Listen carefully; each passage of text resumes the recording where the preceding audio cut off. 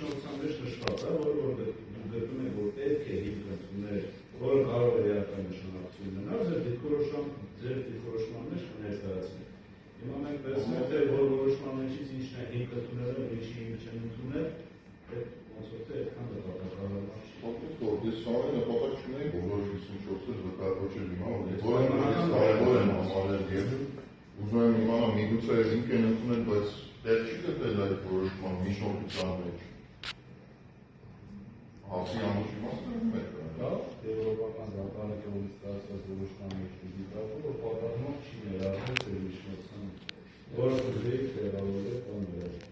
Հարգի, որտեղ միջնորդության մեջ պատահմամբ չեն պատահմանելու իրական մտքերը,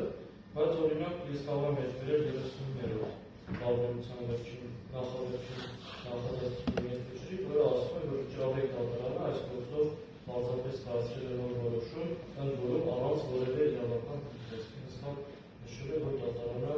առանց հիմքի որոշում է դարձրել երկրորդ անգամ ողջ Շատ երեք պատասխան